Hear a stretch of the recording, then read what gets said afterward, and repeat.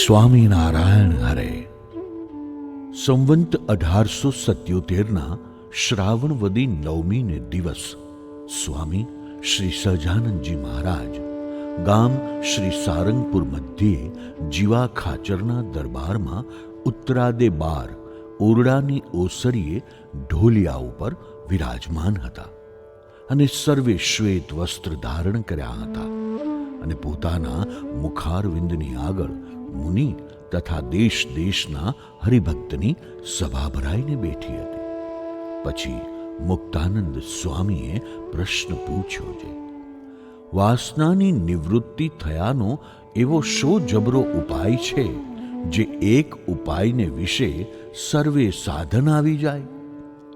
પછી શ્રીજી મહારાજ બોલ્યા છે, જેને શ્રદ્ધા તથા હરિ અને હરિજનના વચનને વિશે વિશ્વાસ તથા ભગવાનને વિશે પ્રીતિ તથા ભગવાનના સ્વરૂપનું મહાત્મ્ય એ 4 વાના જેના હૃદયમાં હોય તેની વાસના નિવૃત્ત થઈ જાય છે.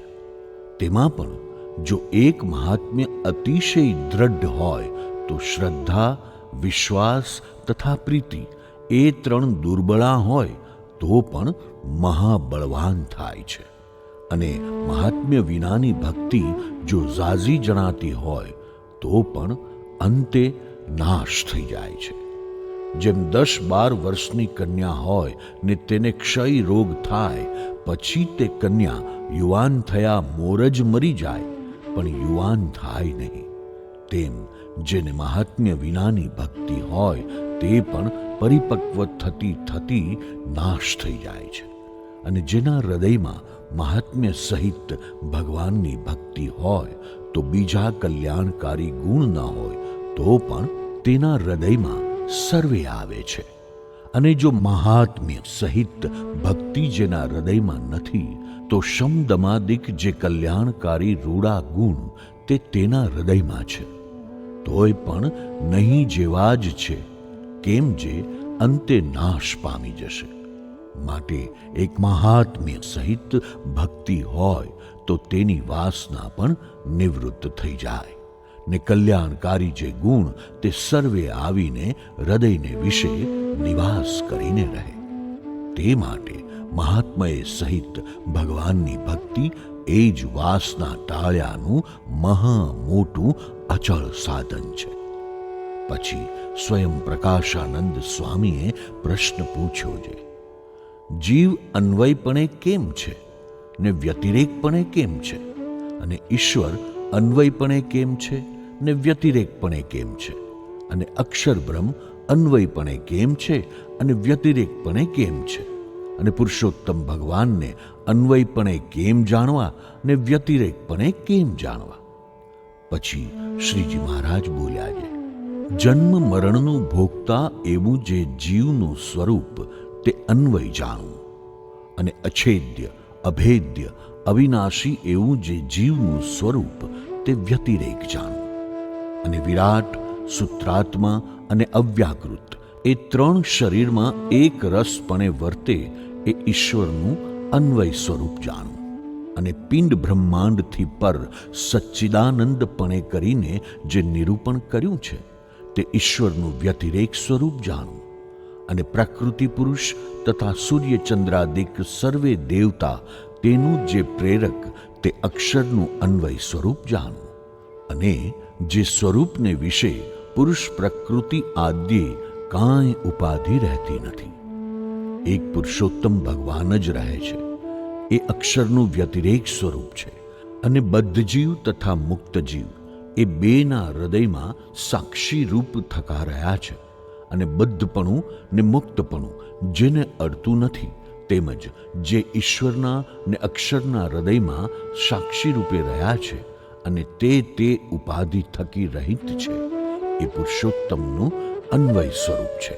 અને જીવ, ઈશ્વર ને અક્ષર તે થકી પર જે અક્ષરાતીત સ્વરૂપ એ પુરુષોત્તમનું વ્યતિરેક સ્વરૂપ જાણવું. એવી રીતે અન્વય વ્યતિરેકપણું છે.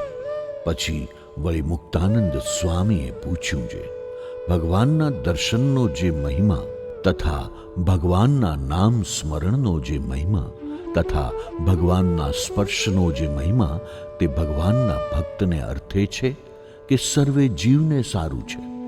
પછી શ્રીજી મહારાજ બોલ્યા છે, દર્શનાદિકનો તો ભેદ જુદો જ છે, તે કહીએ તે સાંભળો છે.